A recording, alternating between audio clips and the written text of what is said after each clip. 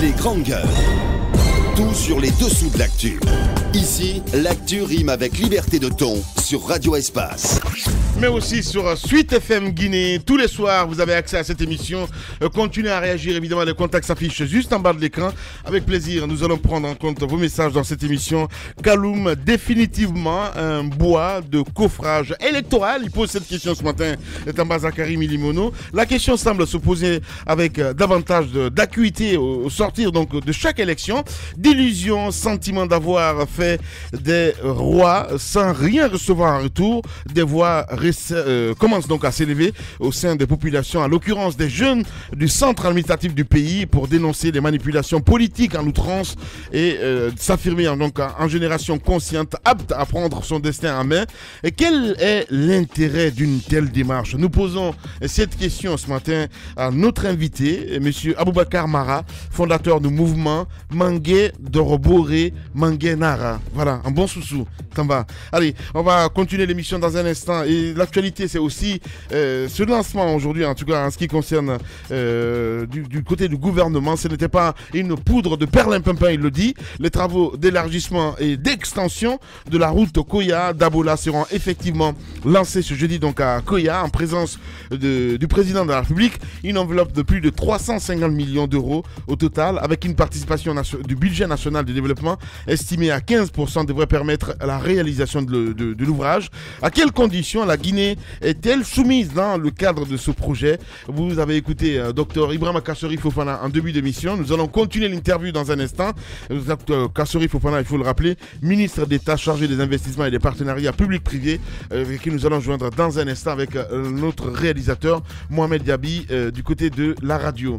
Nous allons continuer à lire quelques messages des auditeurs avec ce message qui nous parvient à l'instant T. Mamoudou Kondé. Bonjour les grandes gueules, je suis tout à fait d'accord avec Lamine. L'État est caractérisé par deux armes redoutables, le mensonge et la corruption.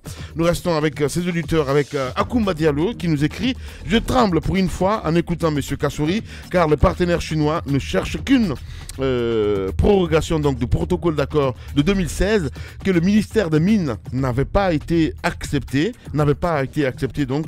Première des travaux, le gouvernement sera obligé de céder contre les conseils de Auric qui l'accompagne sur l'instruction de la facilité africaine de soutien juridique.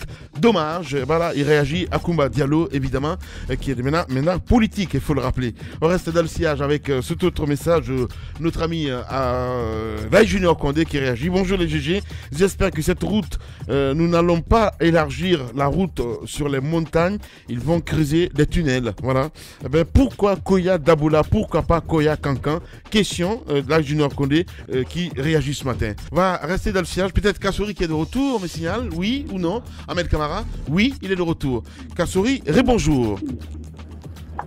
Allô, oui. Oui, rebonjour, docteur Kassouri. Alors, monsieur le ministre, c'est clair qu'on a peur dans ce studio. Akoumba a emboîté d'ailleurs nos pas. Quand on vous a écouté tout de suite à dire que la Guinée ne peut donc pas faire ses études de faisabilité et que ces études devront être effectuées par l'entreprise qui va donc faire le travail sur le terrain, qui va exécuter, alors qui va finalement contrôler, qui décide des caractéristiques réelles de cette route que nous allons avoir ici en République de Guinée? Je viens de vous dire, peut-être vous n'avez pas prêté attention, que le gouvernement s'est assuré des services d'un cabinet international, en l'occurrence EGIS. Le cabinet s'appelle EGIS. Vous pouvez le retrouver dans les locaux du ministère des Travaux publics pour lui poser des questions.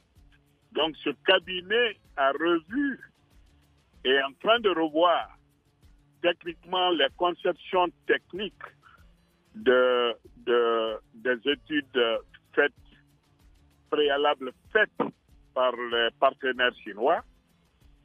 Il est en train de revoir les coûts et il est chargé du contrôle de l'exécution du projet. Il n'y a aucun doute là-dessus. Voilà. Je reviens sur l'aspect de la capacité d'absorption du pays en matière d'aide internationale, c'est-à-dire nos limites pour générer nous-mêmes les études de faisabilité. Si vous avez suivi le président il y a 3 ou 4 mois, lorsque, à l'occasion d'une conférence de presse, il vous a expliqué qu'il a pris des mesures idoines pour pallier à cette situation regrettable. Nous avons aujourd'hui la première équipe qu'il vous avait annoncé. Il vous a annoncé qu'il a négocié avec le gouvernement ivoirien et j'ai été à sa demande rencontrer le président Ouattara pour amorcer cette coopération. L'assistance en termes de formation et de mise en place d'un bureau structuré et compétent. Il s'agit de l'ACGP qui a été restructuré.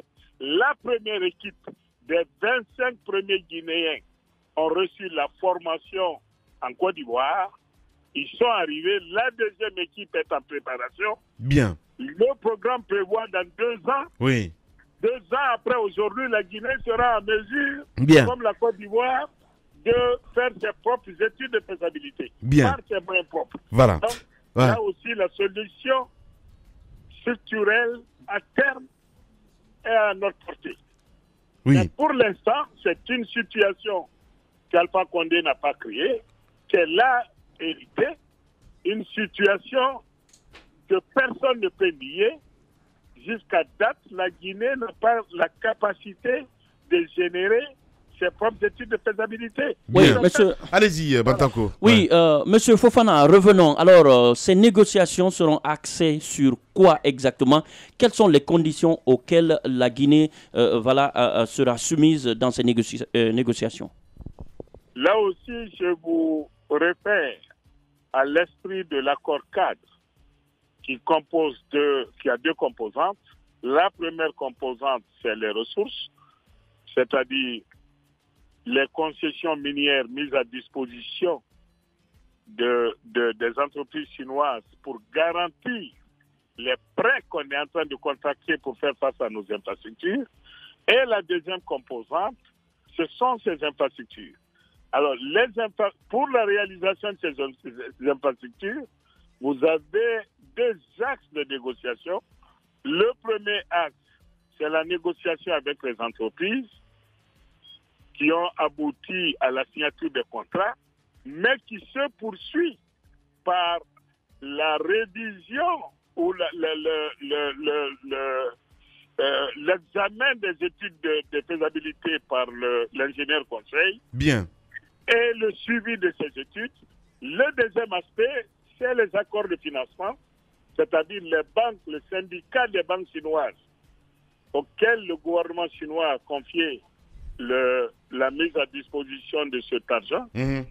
C'est cet aspect, c'est ce deuxième aspect Bien. qui reste à négocier Ouais. et dont nous sommes en train de jeter les bases de négociation. Voilà. Docteur Kassouri Fofana, en direct chez les Grandes Gueules. Moussa Moïsila. Docteur Kassouri, quand on entend plus de 300 millions de dollars, on est content. Mais on ne peut pas être trop content quand on ne sait pas quelles retombées peuvent, quel est le bénéfice pour nos entreprises, c'est-à-dire pour le contenu local. Le chef de l'État, le président Alpha Condé, a lui-même dit, je pense, récemment, qu'il souhaitait que ces projets puissent bénéficier à hauteur de 30% aux entreprises locales guinéennes. Le code des marchés publics, d'ailleurs, est clair là-dessus. On parle là de co-traitance, parce qu'il faut à un moment donné que la Guinée elle-même exécute ses propres travaux comme la Turquie l'a imposé, et aujourd'hui c'est la Turquie elle-même qui exécute ses propres travaux. Donc il faut qu'il y ait une sorte de transfert de technologie, de compétences. Est-ce que vous allez exiger cela des partenaires chinois, que ces entreprises, l'entreprise chinoise puisse co-traiter avec des entreprises locales, des entreprises guinéennes? La directive du président de la République est très claire et les autorités du ministère des Travaux publics sont en train d'encourager les entreprises chinoises adjudicataires des marchés de poursuivre leur contact avec les entreprises guinéennes pour que la composante de sous-traitance ou co-traitance soit prise en compte. La directive du président est d'arriver à 30% de sous-traitance, exactement de co-traitance, dans ces marchés-là. Bien. Allez-y, mon cher Tamba. Est-ce que vous allez pouvoir l'imposer aux Chinois? Oui, absolument. Absolument. Allez-y. Alors, la directive du président est très claire dessus. Alors, deux questions. On vous a entendu ce matin, depuis un certain moment, vous parlez de l'incapacité de la Guinée depuis toutes ces années, même si vous estimez que le professeur Alpha Condé n'a pas créé cette situation, il en a hérité. Donc l'incapacité de la Guinée à mener des études sérieuses lorsqu'elle doit passer des marchés à l'international, et ce n'est pas que dans le domaine des travaux publics, cela vaut aussi pour les mines, où ce régime a investi le plus grand nombre de ressources financières depuis que le président de la République il est là. Quel message passez-vous au peuple de Guinée qui vous écoute ce matin, M. Kassori Fofana? Ça, c'est la première question. De l'autre côté, par rapport à ces travaux, Koya Dabola, vous avez dit qu'au-delà des 5 kilomètres qui vont être financés par la Guinée, il y a 100 autres kilomètres provisoires qui vont également être financés par la Chine. Dites-nous, à quelles conditions est-ce qu'il va falloir remplir côté guinéen pour garantir que le financement ne s'estompe pas? Écoutez, d'abord le message guinéen est de dire qu'il faut y croire. Il faut y croire parce que le projet démarre aujourd'hui. Il faut y croire parce que c'est un engagement intergouvernemental. Donc ce n'est pas de la plaisanterie. Nous verrons dans un an, nous ferons le bilan. Alors non, sur le message, je vais le dire de manière bien simple, M. Kassori Fofana. Le président Alpha Condé, dans le secteur des mines, sous sa gouvernance donc, on a connu le plus grand nombre d'investissements dans le secteur minier. Et pendant ce temps, la Guinée n'est pas capable elle-même de négocier ses marchés avec l'international. Vous nous dites donc que l'extérieur nous dit à quel prix prendre nos marchandises. Quel est le message que vous envoyez en faisant cela au peuple de Guinée? Moi, je suis outré ce matin. Les négociations de conventions minières sont conduites par le gouvernement, par les services des ministères des Mines. Ça, c'est clair. On a une capacité à faire cela. Parce que depuis le début de l'indépendance, sur le projet CBG et tous les projets qui ont suivi, la Guinée a accumulé une somme d'expérience qui lui permettent à l'interne d'avoir une capacité de négociation. Mais, je dois dire, la pratique internationale est de se faire assister des cabinets d'affaires parce que les conventions, c'est des matières sérieuses qui demandent des compétences diverses et diversifiées.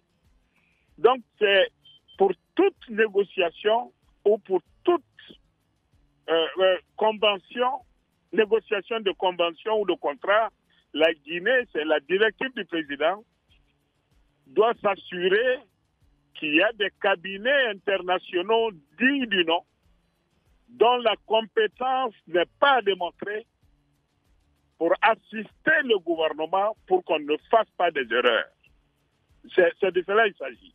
Donc, en termes de négociation, nous avons la capacité, on a une capacité donnée, mais malgré cette capacité, on s'assure du soutien des compétences internationales à la matière. Oui. Mais en termes d'études, je parle d'études de faisabilité. Bien. Quand un projet doit être fait à l'agriculture, dans les mines, dans les routes, je parle de ces études de projets pour demander, comme en matière d'affaires, on dit le business plan. Quel est le business plan? C'est quoi le projet? Combien ça doit coûter? Bien. Écoutez, c'est des études extrêmement chères. Nous parlons, quand vous prenez la route dont nous parlons là, qui vaut 380 millions de dollars, 380, ok. Et les études coûtent au moins 10 millions de dollars. Ouais. Que la Guinée n'a pas. Alors, les entreprises intéressées, même ces études, parce que ces études sont complexes, c'est des études géophysiques, c'est les études topographiques, c'est les études financières, c'est beaucoup d'argent. Bien, on a compris tout ça. Bien. Pour nous assurer que nous, c'est la sauvegarde pour nous. Bien, allez-y, Alors, Moussa Moussi. Docteur Kassori Fofana, est-ce que l'accord cadre signé donc avec la Chine est arrivé à l'Assemblée nationale? Première question. Et deuxième question, les répercussions en Guinée de la sanction des États-Unis sur Rusal, est-ce que les craintes que nous avons sont véritablement fondées selon vous? Et si vous le permettez, je place une dernière. Les sanctions de Trump aussi touchent l'aluminium de Chine, taxé à 10%. Est-ce que les exportations de la bauxite de Guinée en Chine seront impactées par tout ce combat d'éléphants? Les grandes gueules. Écoutez, je m'adresse à la dernière question. Il n'y a pas d'impact direct des exportations de la Chine, de la Guinée vers la Chine. Parce que n'oubliez pas que ce n'est pas les États-Unis qui sont le premier marché de minier au monde, c'est la Chine. Même les projets miniers menés sur leur continent, le continent américain, la plupart de ces projets vendent sur la Chine. Donc, il n'y a pas d'impact direct. Maintenant, qu'en est-il de Rusal? Vos préoccupations peuvent être fondées, mais il est très tôt, absolument très tôt, de prédire que voilà la conséquence. Parce que la mesure ne vient que d'être prise. Je vous fais remarquer que le Rusal vend sa production à date, en ce qui concerne la bauxite, à Nikolaev. Nikolaev n'est pas situé aux États-Unis. Maintenant, est-ce que l'Ukraine va suivre la sanction américaine? Dans ce cas, l'Ukraine pourrait s'interdire de recevoir les exportations de Rusal sur son territoire. Donc, il est très tôt, parce qu'il est très tôt de prédire de l'attitude du gouvernement ukrainien face à la situation. Voilà. Bien. Alors, on va parler politique. Pour apprécier, en termes de conséquences, cette mesure regrettable, mais très forte, qui frappe l'entreprise Rusal, qui est l'un de nos principaux partenaires. Bien.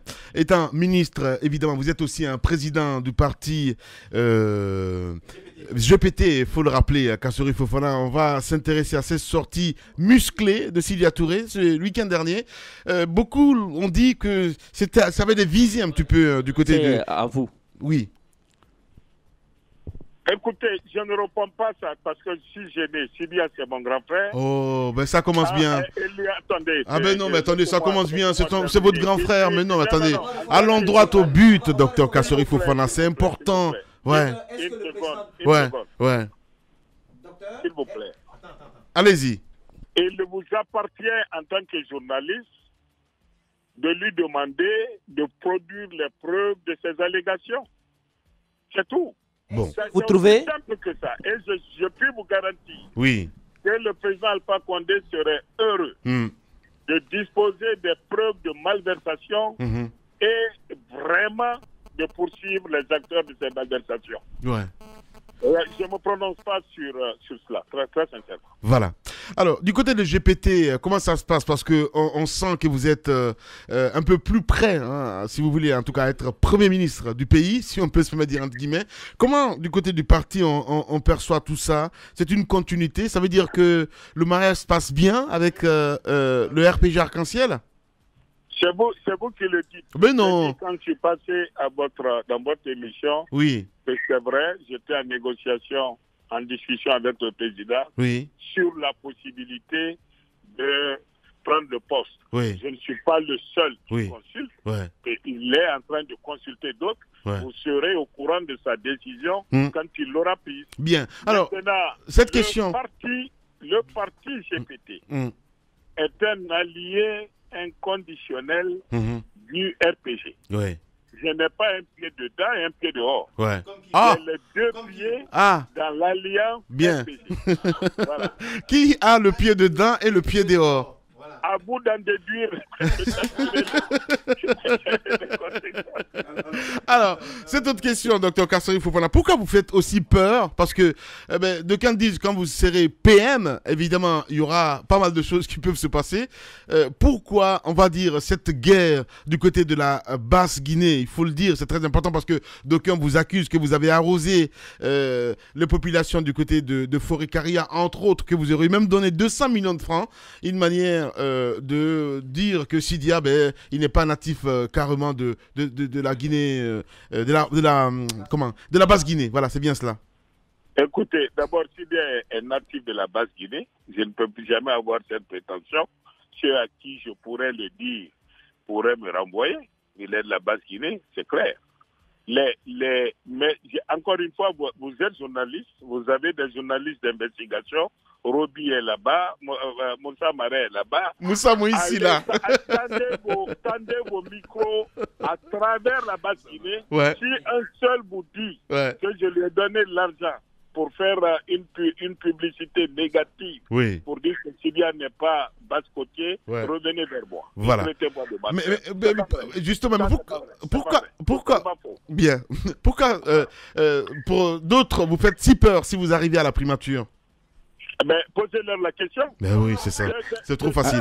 Alors, depuis que... C'est seulement que j'ai un track record. Personne dans ce pays n'a conduit la lutte contre la corruption autant que moi. Je défie et les anciens premiers ministres et les anciens ministres des Finances que quelqu'un me dise qu'il a fait autant que j'ai fait quand j'étais ministre des Finances dans ce pays. Alors, quand on se réfère à cette période, quand on sait que la préoccupation essentielle des Guinéens aujourd'hui, c'est la corruption, on peut imaginer et comprendre que les gens ont peur de mon avènement éventuel à la primature parce que la lutte contre la corruption pourrait être l'un des actes principaux de mon action gouvernementale. Finalement, depuis que vous êtes auprès du président de la République, on a comme l'impression que vous happez de temps en temps quelques leaders de l'opposition. Est-ce que c'est une véritable perspective aujourd'hui? Est-ce que c'est un véritable débat autour de la formation de la prochaine équipe gouvernementale que d'associer d'autres leaders de l'opposition? Ce que j'ai pu vous dire, ce que je peux témoigner, comme je vous l'ai dit lorsque je suis passé récemment sur vos antennes, je suis ouvert maintenant à la position de prendre le poste. Je n'étais pas ouvert. Je dois vous dire qu'en 2015, le président de la République, après les élections, m'a proposé le poste. J'ai refusé. Je suis maintenant ouvert pour des raisons évidentes parce que le professeur Alpha Condé a engagé, malgré le scepticisme des uns, ou la mauvaise foi des autres, le président Alpha Condé a engagé le pays dans un processus très dynamique de restauration. Je veux donner le maximum pour que...